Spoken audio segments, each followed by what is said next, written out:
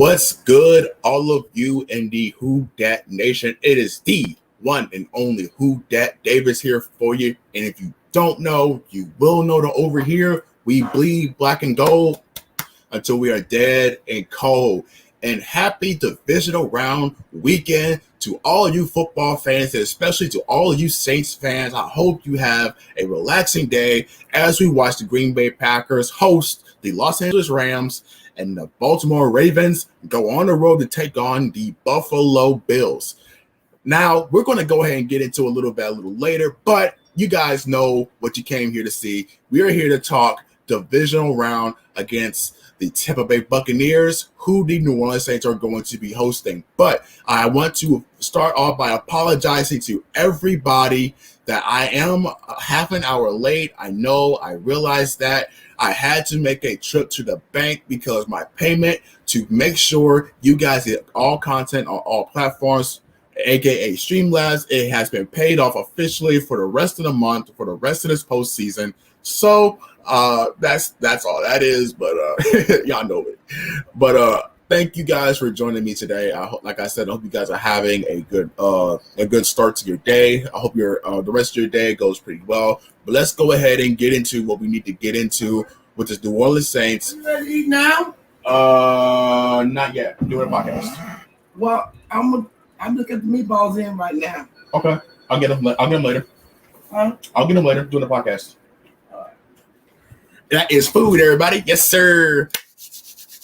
We got meatballs and all the good stuff, all the fat stuff over here for divisional round weekend. But like I said, let's go ahead and get into what we get into, starting with the Tampa Bay Buccaneers and the hype that the sports media is giving this team. It is suffocating. It's gotten me to the point to where I'm actually feeling like a little bit of the anxiety because I feel like the referees are going to hand Tom Brady this win to fit their narrative that he can win without Bill Belichick. Now, the way the Saints can get back these refs is they just keep on they keep their foot on the throats of the Tampa Bay Bucs, who have absolutely nothing against this, this stout roster of the New Orleans Saints. All week that the Tampa Bay Buccaneers were going to sweep the Saints and take the division. We've been hearing all year, not all week, all year that they were going to sweep the Saints and take the division. We've been hearing all year that the Tampa Bay Buccaneers were going to the Super Bowl. We have been hearing all year that the Saints are going to be choke artists. We have been hearing this, that, whatever, all the excuses, all these sports guys, Marcellus, Skip Bayless, Max Kellerman, Stephen A. Smith, all these guys out here are just paying homage to Tom Brady. Because apparently the Bucs are the number one offense since week 14. Talk about a cherry pick stat. If you want a cherry pick, let's look at who the Tampa Bay Bucs have been playing over the past, 5 to 6 weeks. The only credible defense they have played is Washington football team, who went into the wildcard weekend as ranked number 3rd in total defense. Other than that, they have played the Minnesota Vikings, a severely undermanned Detroit Lions defense. Notably, I say undermanned because they were without not only their defensive coaching, they were without 7 of their starters. They played Atlanta twice. They gave the Saints such a hard time for barely managing to eke out a win against the Atlanta Falcons. But they gave Tom Brady so much praise on mounting a 17-point comeback against the same Atlanta team they have given, the same Atlanta team they have been so disappointed in, and with good reason. But where's that same energy for the Saints, who beat them twice in a row this season without Drew Brees? They did it with Taysom Hill. And when one game, Tom Brady was rated the worst, rated worse than Taysom Hill. It makes absolutely no sense to me whatsoever. This Saints team is, I shouldn't be surprised at this point. It's Tom Brady, and I should understand that they're not going to get the adulation that they are just due. I think the only notable people that are riding with the Saints right now is Kay Adams and Shannon Sharp. Shannon Sharp is not. Shannon Sharp is more so rooting against Tom Brady than is more so rooting for the New Orleans Saints. Even though he did go on record to say that he has the Saints and the Chiefs in the Super Bowl, but he has been more so like going against them. It makes absolutely no sense. But you know what I'm saying? Let's let them keep that same energy. Everybody in the Who Dat Nation, let's let these guys keep that same energy, because I don't want to hear nothing. I'm going to be on their ass. Excuse my language. I'm going to be on their necks if the Saints beat the Tampa Bay Bucs for a third straight time. Everybody wants to make out that it is incredibly hard to beat a team 3 times in a row. It is hard to beat a team 3 times in a row, because if I'm not mistaken, it is actually pretty credible for a team to beat to beat a team 3 times in a row, twice in the regular and one in the postseason. The Saints did it back in 2017 against the Carolina Panthers. Do I need to go any further? This just makes absolutely no sense to me, but it's okay, because I got receipts. I know some of you guys got receipts, and I can't wait to bust those receipts on live, on Twitter, Facebook, everywhere. I cannot wait. I'm going to enjoy it so damn much if the Saints beat Tampa Bay. Now, objectively speaking, let's get into the objective side of things, starting with the Tampa Bay offensive line. I will give them credit to where it's due. They have reformatted the Tampa Bay offensive line to fit what Tom Brady has been doing so well over the course of his career. What has to be doing so well over his career? He leans on the run game, and he leans on the play action. They bite on the play action, and he sets up stuff for down the field shots. Now, I'll give them credit for that, but they're going to be without their starting right guard and Alex Cappa, who hit the injured reserve list the other day. And who lines up over that right guard spot? Well, let's take a look at this list. You got Malcolm Brown, you got Sheldon Rankins, you got David Onyemata. Do I need to go further? Give this Saints interior defensive line for the Saints some credit. They have had this Tampa Bay offense number. Starters and all, they've had their number. Now, what I'm expecting this Tampa Bay offense to do, they're going to lean heavily on Leonard Fournette and a little bit of LaShawn McCoy if Ronald Jones is not able to, play. I'm pretty sure he's going to play because we've seen this movie a handful of times. But what they're going to do, they're going to line up Rob Gronkowski or Cameron Brate on the side of Trey Hendrickson, who is going into this game 100% healthy. He does not have an injury designation, and he has practiced fully yesterday. So they're going to find a way to limit the impact of Trey Hendrickson, because he has been a thorn in their side over the last 2 matchups. They're going to chip him. He's going to command double blocking, which is going to set up one on the inside, and Cameron Jordan has to find a way to get around Tristan Wirfs and impact Tom Brady like he did back in Week 9. He didn't get a sack, but what he did was force errant throws. He forced quarterback hits. That's what we need out of Cameron Jordan on the opposite side.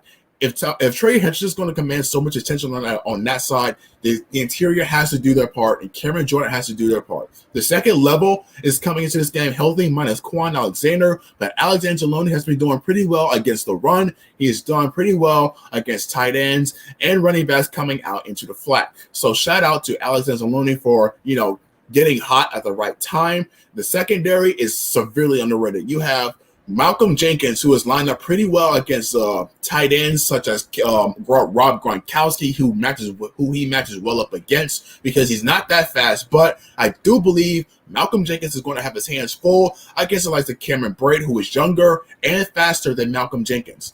The secondary is also composed of Marcus Williams, who is also coming into this thing healthy. He is a top 10 safety. His tackling is rated the best out of all safeties this season. He is ranked number 8. Now, his tackling is rated better than Budda Baker. It is rated better than Jamal Adams. It is rated better than, Desmond King. The list goes on. He's rated better than Xavier McKinney over New York. The list goes on. What I expect out of secondary, they're not going to give up the big play. They're not going to give up the explosive plays like Washington did when they played zone coverage against, guys like Antonio Brown and Mike Evans. These guys can find holes in the zone there and give Tom Brady an open target to get the ball out of his hands. That's not what this secondary is going to do. They're going to take away Mike Evans. They're going to force Antonio Brown to go beat beat Janoris Jenkins, who I'm expecting is going to line up against him. I do believe that Jack Rabbit Jenkins can line up well against Antonio Brown. He did so in their last matchup. Now, he has been a little more integrated into the Bucs scheme, but Jack Rabbit can go stride for stride. He's not going to force any defensive pass interferences. He's been pretty well about that over the second half of the season. And I do believe this Tampa Bay team is going to be overall better, but let's be honest, guys. How can you play any worse than what you did in Week 9?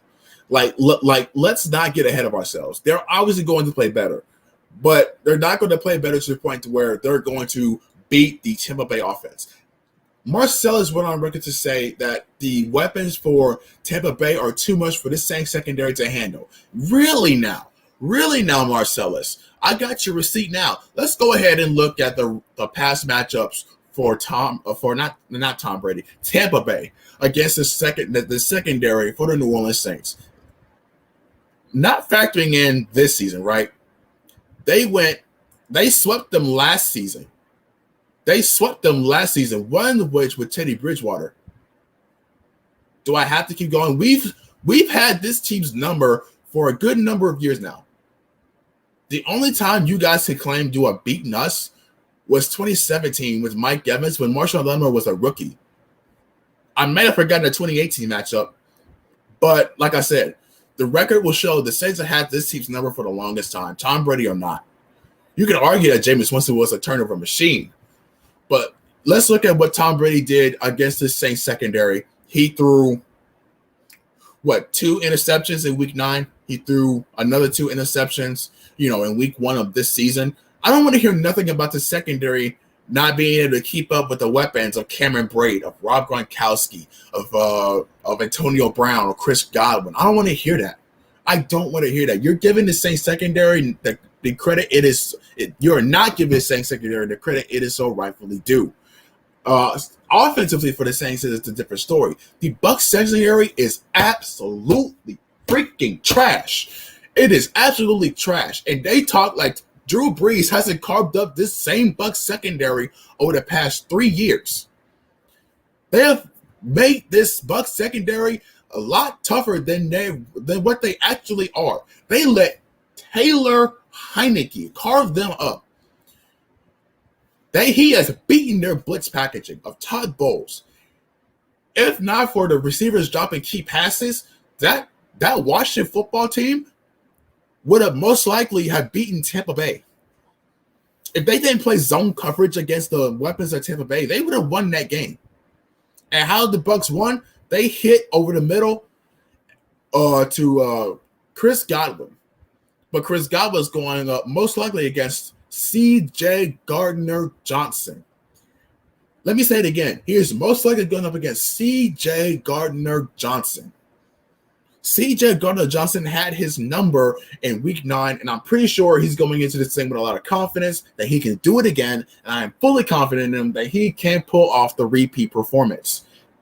Like, come on, guys. Why is this media hyping up the Bucs so much? They're talking about Playoff Tom. Playoff Tom last season ended his New England Patriots year with a pick 6 to Tennessee. A pick 6 to Tennessee, courtesy of Logan Ryan. Tennessee ran Tom Brady out of the AFC. I'll say it again. Tennessee ran Tom Brady out of the AFC. I don't want to hear nothing about Playoff Tom. Playoff Tom is suspect until he proves that he can beat this team. Now, can he beat this team? Absolutely. It's any given Sunday. But will he beat this team? I highly freaking doubt it. Why? Because this team is coached by the mad scientist Sean Payton, who is going to be without Taysom Hill. He's going to be more methodical. It's going to be time of possession. It is going to be efficiency. He's going to carve up this secondary. The running game is going to be there. They're going to get 3 to 3.5, maybe even 4 yards on the ground per carry. It's going to keep this Bucs secondary honest. I don't want to hear nothing about this Bucs defense. They have Ndamukong Suh. Yeah, they're going to have Jason Pierre-Paul. They're going to have Golson. They're going to have Shaquille Barrett, Devin White, Levante David. I get all of that. But their blitz packaging is not all that effective. They have blitz beaters They have Marquez Callaway, a blitz beater. They have Michael Thomas, a blitz beater. They have Deontay Harris, who I have handpicked to be the offensive X factor going into this game to be a blitz beater. He is a man coverage beater with that speed. They can barely cover a physical receiver and Sims Jr. of Washington. What the hell do you expect this secondary to do against a more shifty guy like Deontay Harris? I'm waiting. Please indulge me. He single-handedly carved up the Chicago Bears passing defense. The passing defense for Chicago is better than the passing defense of Tampa Bay. And he carved them up. Please tell me what this secondary has shown you that they can handle the likes of Deontay Harris, Emmanuel Sanders, Marquez Callaway, hey, even the tight ends. Adam Trautman had a field day against the linebackers. Devin White is a liability in coverage. He is a great blitzing linebacker. He has sideline-to-sideline speed. But what happens when you have him matched up against like a Jared Cook, who is coming on, he's finding his stride, he's against like Adam Trautman, one of the most underrated rookie tight ends, who is rated the best blocking tight end for a rookie this season out of all tight ends. Better than Travis Kelce, better than George Kittle, better than Greg Golson, better than Everett of Los Angeles, better than Austin Hooper, better than James Hurst, better than Evan Ingram, who somehow made the Pro Bowl. He is better than every tight end in blocking, better than Darren Waller of Las Vegas. That's Adam Trautman, people, the big fish. His blocking is rated the best. So you had to line him up on the outside. Guess what? You're in trouble. Levante David can't cover. Devin White can't cover. Adam Trautman and Jared Cook are going to have a field day against these guys. I don't want to hear otherwise. The only way you're going to be able to line up a linebacker against our tight ends is if you have a nickel safety play double coverage. That's like Jordan Whitehead or Antoine Winfield, Sean Murphy Bunting, those kind of guys. I got receipts. Let y'all mess around. Let y'all mess around and watch these Saints complete the three-peat sweep. Just watch. I'm going to be on here. I'm going to be dogging everybody. Everybody that went against the Saints, I'm going to be dogging them. I'm going to be dogging Marcellus. I'm going to be dogging Stephen A. Smith. I'm going to be dogging Max Kellerman. I'm going to be dogging Skip damn Bayless. Skip Bayless, I'm going to come at you the hardest. I'm going to come at you the hardest because you are the most annoying. I had to block you on Twitter because you were so annoying. I rarely ever block anybody. You have gotten under my skin to the point I have to block you. Oh no, you're taking these shots. I'm going to take a page out of Fisk Vegas playbook. I'm going to do my own little modification of a firing range on you, Skip Bayless. Like, please do not end up eating crows. Because when you end up eating crows, me and the rest of the State of Black and Gold podcast crew, the community here, you are going to be called out. You're going to be flamed, and I'm going to enjoy every single second of it. Please. I have the Saints winning 30-23. The Bucs are obviously going to play better. They're going to be playing with a lot of confidence. Hell, I'll even go as far as to say Mike Evans is going to have a better game against Marshawn Lattimore. He's going to have a better game against Marshawn Lattimore because they're going to scheme up ways for Mike Evans to get open. Whether it be picks, whether it be rubs, he's going to have a good game. I'll give Mike Evans that. But it's not going to be good to the point to where the Saints fan base should be worried. That one touchdown to get the Bucs to 23 is probably going to be late in the fourth. I say with less than 3 minutes. Less than 2 minutes, even. Less than 2 minutes. I'll say that. Less than 2 minutes, they're going to score a touchdown. It's going to be 23-30. The Saints are favored by 4 points. And that is, honestly, in my opinion, favored by 4 points is a slap in the face to the Saints secondary. It is a slap in the face of Marcus Williams. It is a slap in the face of Marshawn Lattimore. It is a slap in the face to Jack Rabbit Jenkins. It is a slap in the face to Malcolm Jenkins. It is a slap in the face to C.J. Gardner-Johnson. I'll even go as far as to say it is a hot take right now. I think C.J. Gardner-Johnson is going to get a Bucs player rejected. It's not going to be Antonio Brown. It's not going to be Chris Godwin. I think it's going to be one of their other guys, like Taylor Johnson, maybe McCann Brate. He's going to get somebody ejected. It's utterly annoying. It's utterly annoying, but I shouldn't expect anything less from a media that's going to suck the dick of Tom Brady until he retires, maybe even after he retires. Let's go ahead and read some of these comments. I appreciate everybody tuning in and hear me spill my little drivel. Let's see. We got Jerry Poor. We got Shinobi. What's going on with your 100 Shinobis? Let's go ahead and say T Dirty. Just say T Dirty. Shout out to T Dirty, man. T Dirty says, not going to be too cocky. I'm just going to prepare my nerves and get ready for this game. And hopefully the waiter don't bring me crow to eat. Look, man, the only team that can beat the Saints right now is the Saints themselves. If they go into this game handling business like they should on all three levels on all three phases of the game, the Saints are going to win this game. I'm not going to get too cocky either. I've been holding my tongue on Twitter, on Facebook, on YouTube all week long because I don't want to be that guy that's going to end up eating crows. Like, please, I don't want no crows either from these waiters. So if they end up, losing this game, it's because the Saints beat the Saints, not Tampa Bay beat the Saints. But let's hope these guys, maintain that focus they had against Chicago and up it up a notch against this Tampa Bay team because they know how serious of a threat they are at the receiver position. But that's their only threat. They don't have a reliable ground game to speak of. They have Leonard Fournette. They probably won't have Ronald Jones and LaShawn McCoy and Keyshawn Vaughn, who's fumbled a handful of times this season already. Leonard Fournette is their workhorse right now on the ground. And we have Malcolm Brown and David Onyemata to stuff said run. He's probably not even going to average 2 yards per carry. I don't see Leonard Fournette averaging more than 2 yards per carry. Like, that's it. Like, please, man, give our Saints interior some credit. The Saints interior is probably the main strength of this Saints defense. I'll go as far as say it is the main strength of the Saints defense, the interior. Of what Sheldon Rankins, David Onyemata, Shy Tuttle, and Malcolm Brown. Those four guys. The strength comes from there, and it makes everybody else on the outsides play better. So I do believe that this team is going to be on their P's and Q's. And yes, I will be preparing my nerves because anything can happen, and this team has let us down so many times. I'm guarding my heart, as I have so eloquently said on the WDN Chatline podcast. We have Kai the Great 84. Shout out to you, Kai.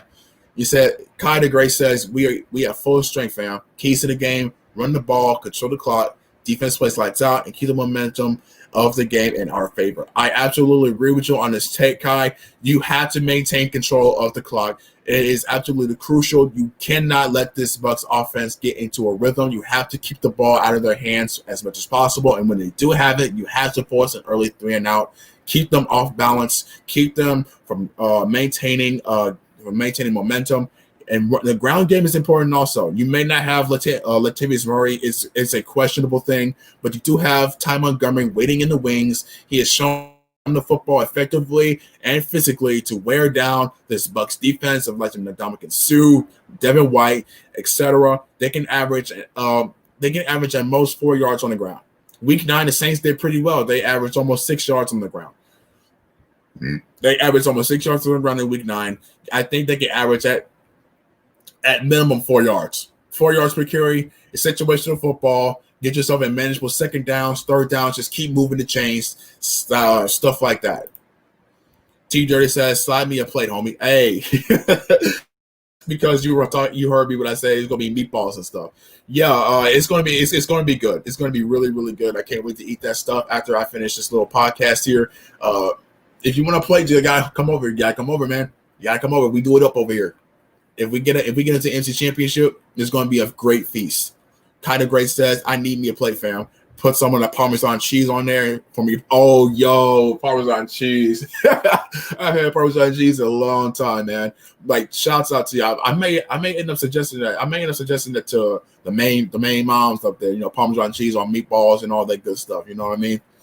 Yeah. Shout out to Tara. What's going on with you, Tara? I appreciate you coming in as always. And same thing to Pick It and Flick It. Let's go ahead and scroll down and see some of these comments. Jerry Porsche, the OG, the best G out here. Shout out to Jerry Porsche. finally we can sweep the Bucs Sunday. I hope these boys can sweep these Bucs Sunday, Jerry. I really do, because I'm so tired of this media hyping up this Bucs team. They don't want to take into account that this Bucs team has played some absolutely abysmal defenses, with the exception of Washington, who somehow, some way wanted to play zone coverage against these guys. That's a recipe for disaster. The only time I see this Saints team playing, zone coverages is when 3rd and long, and you can get zone blitzes with Mario Davis and force Tom Brady to force an errant throw. That's the only time I see this team playing any type of zone. Otherwise, it's going to be man coverage across the board, and you're going to take away Mike Evans, because you get Mike Evans going, you get everybody else going. Marcus Ryan, shout out to Marcus Ryan, man. Marcus Ryan is tuned in every single podcast. It is a blessing to see this man here. What's up with you, Marcus Ryan? He says, I like when the media hypes up teams we play against. That's when we play our best football. I agree. The Saints team seems to really enjoy being the underdogs. They don't like to – I think the Saints team is really listening to this media.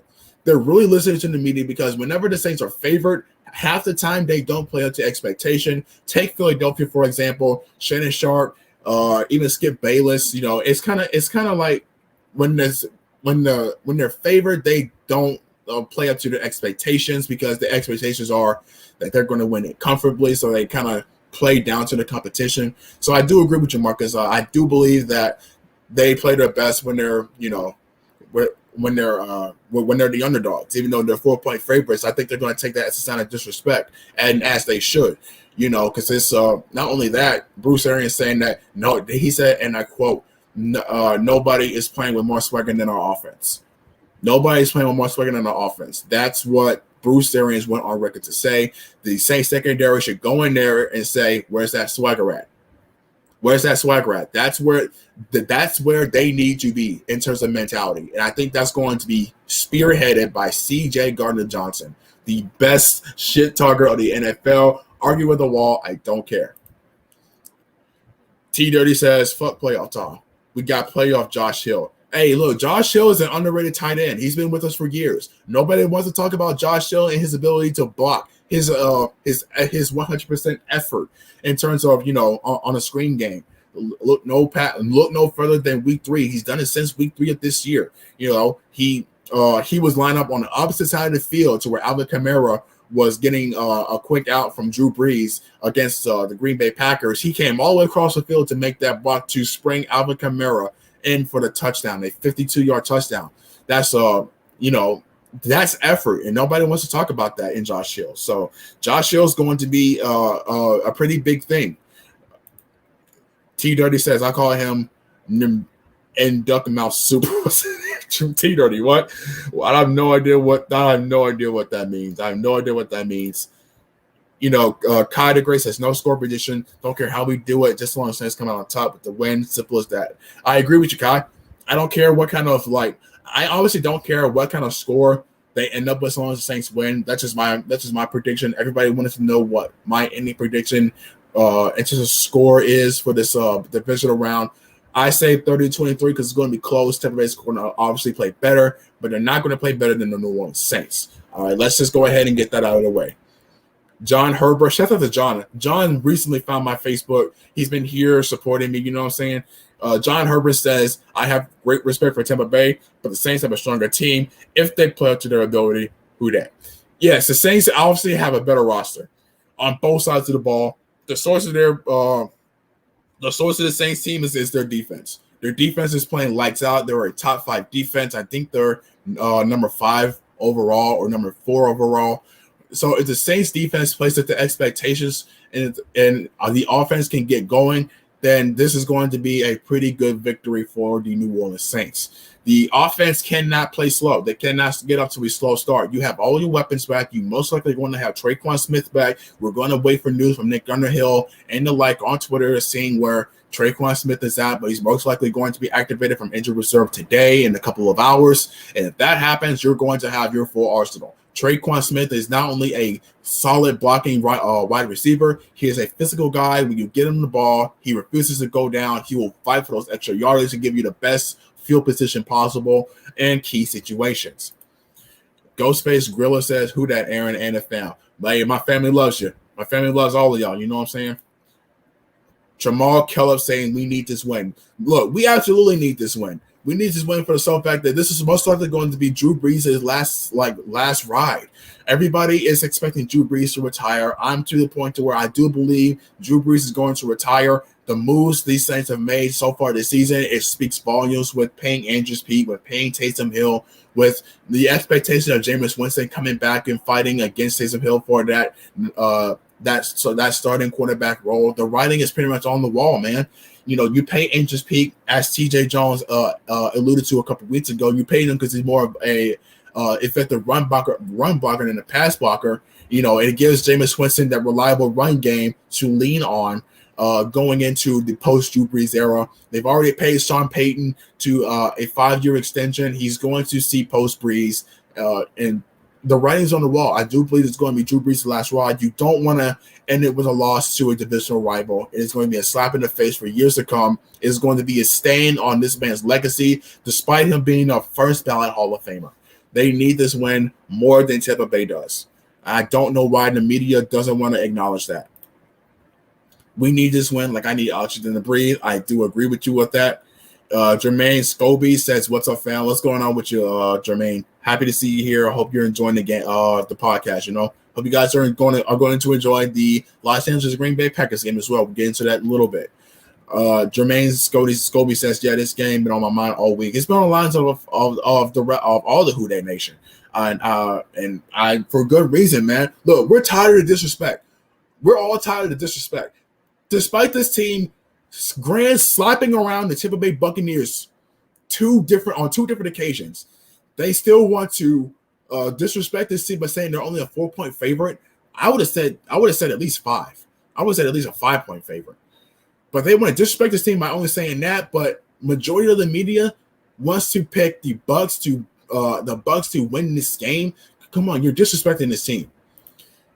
You got WD. Hey, shout out to WD at Chatline Podcast, man. WD has some great content. They make great highlight packages of Saints players. They recently made one of David Onyemata and Trey Hendrickson. I want you guys to go ahead and check out, their WD and Chatline Podcast. Search it up in your search bar. And this man right here, WD, he makes those videos. He makes the videos for the W and Chatline Podcast. Go check out their content. It's absolutely insane. You're going to love it. I know. I sure as heck love it.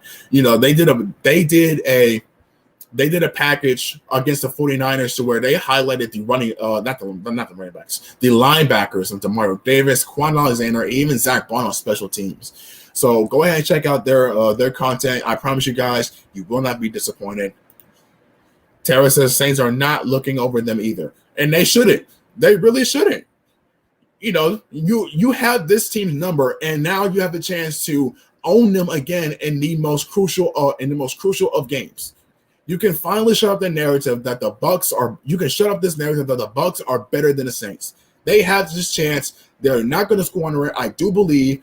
But the Tampa Bay offense is going to get the ball out quicker. They're going to get Chris Godwin involved. They're going to get Antonio involved on deep shots, I do believe. So Chris Godwin is going to be that 1-2 punch with Cameron Brate. Chris Godwin is going to be that 1-2 punch with Cameron Brate. So they want to command respect and resources to Chris Godwin and Cameron Brate so they can take a deep shot to the likes of Antonio Brown and Mike Evans on a jump ball and force a DPI. John Herbert says, all hands on deck. I absolutely agree. All hands on deck. They can't overlook these guys. You are 1 game away from the NFC Championship and 2 games away from the Super Bowl. Now it's not the time to get cute. Now it's not the time to, play with overconfidence. Now it's the time to dial in, handle business, get in there, get out, and potentially prepare for next week. Tara says, Sean interview was relaxed. This team is relaxed. She also says they're confident. Look, I do believe this team is confident. But I don't want them going in with, with overconfidence. You know what I mean? This team needs to make sure they dial in. That's all. That's it. Ghostface says Brees is the GOAT. Brady's the gate. Drew Brees is the GOAT. I don't care what anybody says. Everybody wants to bring up Tom Brady's 6 Super Bowl rings. Tom Brady has been the benefactor of a abysmal AFC East. The New York Jets have been nothing. The Miami Dolphins have been nothing. The Buffalo Bills have been nothing, with the exception of the last 2 years. With Bill Belichick, and this Patriots have benefited from probably one of the best defenses in the AFC over the last decade. They have some opt-outs, but they have benefited from a lot. So I don't want to hear nothing about, Tom Brady being the GOAT because, he came up in key situations. The only time this man has really played well in the Super Bowl was against the Philadelphia Eagles with over 500 passing yards, and he still lost. So what does that say? What should that say to everybody? It should show everybody that you cannot say that Tom Brady is the workhorse of the Patriots offense. You cannot. He has benefited from a lot. He's benefited from a coaching staff. He's benefited from a defense. That's something Drew Brees hasn't had since for over the last 3 years he's been in his prime. From 2013 all the way to 2016, the defense has been abysmal. Even before that, since he came in 06 and 07. The only time this team really had a good defense was 09 and 2011, 2012. That's it. He hasn't had a good defense until 2017 when he was already thinking about retiring. If they didn't have that good draft, Drew Brees would have had retirement on his mind as a finalizing point. And I do believe that.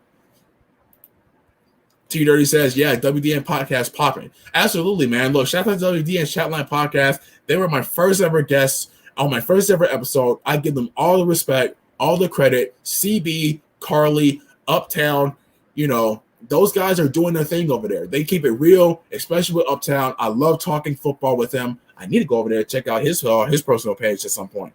But you know what I'm saying? So go give those guys some love. Go get those guys some love. Terry says we will not play like Washington. I do believe we won't play like Washington. I do believe they will not play like them to play zone defense against this Tampa Bay team that have zone defense beaters. Unless you're in a third and long situation. If you're in a third and long situation, then yeah, I can see that. I can see that working out. You don't want those guys playing like to the sticks. You want to defend that yardage to gain. So that's the only time I see this team playing like zone defense, unless they're blitzing with Demario Davis or Alex Anzalone. Since when did they have swag? Absolutely. When did this team have swag? Please allude to me when this Tampa Bay offensive has swag against credible defenses.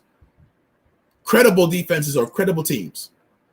Washington, 7-9, they had a good defense, but they played zone coverage. They played out of their element. Washington played out of their element. I don't know why they would do that on their back end. Why would you play zone coverage against that team when you've been playing predominantly man coverage that got you into the postseason to begin with? I'm going to go ahead and open up the phone lines for everybody who wants to call in for a little bit. I'm going to be here for probably the next 5 to 10 minutes to let you guys call in and give your takes, and then I'll let you guys, prepare for the Los Angeles Rams and the Green Bay Packers. And speaking of, let's go ahead and get into that Green Bay and the Los Angeles matchup, because this is going to have a lot of potential NFC Championship implications.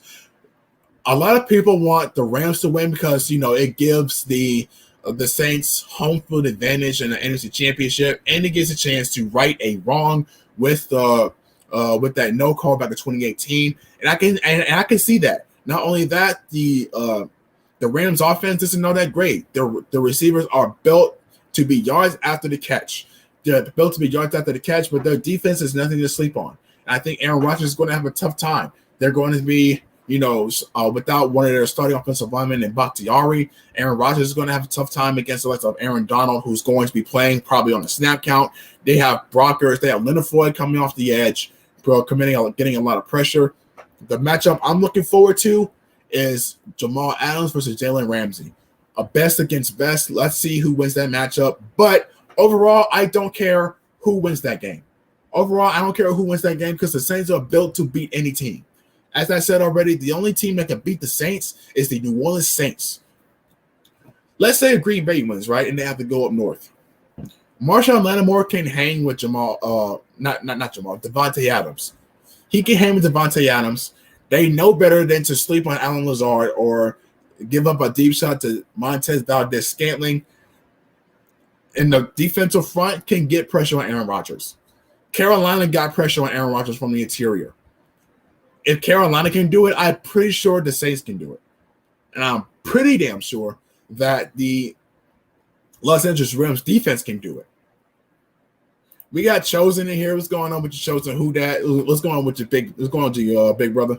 What's going on with you? I hope you're having a good start to your divisional round weekend. So I do believe that I don't care who wins. I just want the Saints to take care of business. So, let the chips fall where they may over there. But honestly, I'm glad they're playing each other. I did not want the Rams to come to us in the divisional. I didn't want that. I wanted those teams to go up against each other. I don't wish injuries on anybody, but if a key starter on defense for the Rams or a key starter for the Packers on the offense, if they go down and they are on a short week, then it gives the Saints that much of an advantageous,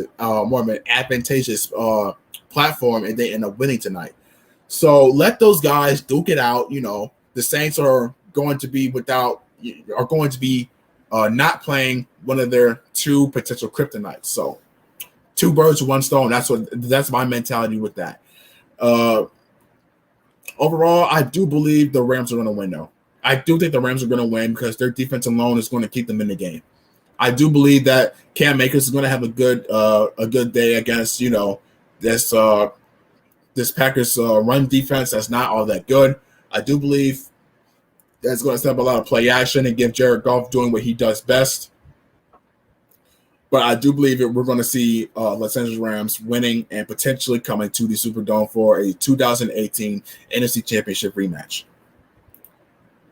Marcus Ryan says having Trey back this game is huge. He owned Tampa Bay in the last 2 games. He has had the Bucs defense number for the longest time. And I am so happy that Trey Hendrickson is having a career year. He's going to command a lot of money in the free agency, and he's rightfully deserved it. He may be dinged up a little bit in the second half of the season, but he has maintained his health, and I couldn't be happier for him. Now, what I do believe the Bucs are going to do, they're going to do the same thing to Trey Hendrickson like they did to Chase Young. And what did they do against Chase Young? They lined up Rob Gronkowski over on Chase Young's side, and they forced Chase Young to take the long way in terms of getting to Tom Brady. They did not want Chase Young having that kind of impact, but you could also chalk that up to the fact that Chase Young went on live and he kind of called out Tom Brady, so Bruce Arians took that into account. But Trey Hendrickson, he's also going to command that type of attention.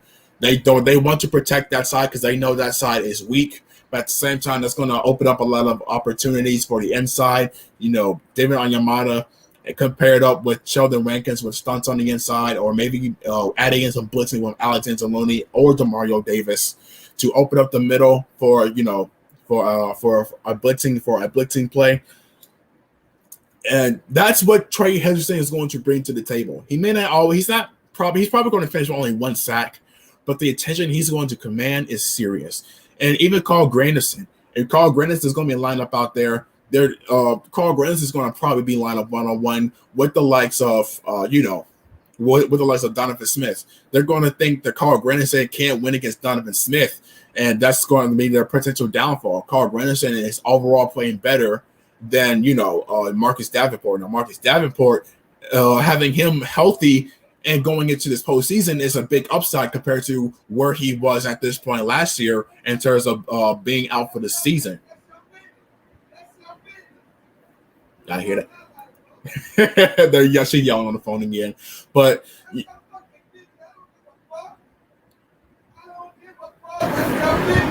yo, y'all hear that, bro?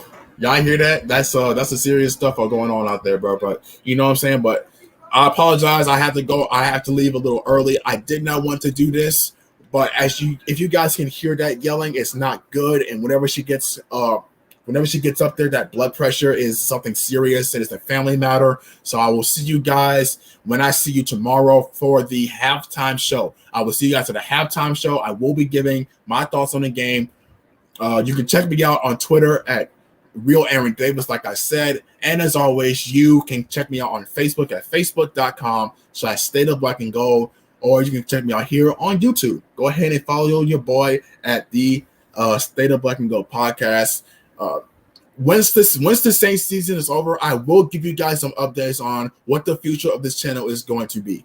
Okay, so look out for that tidbit of juicy information. We are on pace right now to reach 1,000 followers by the end of the year.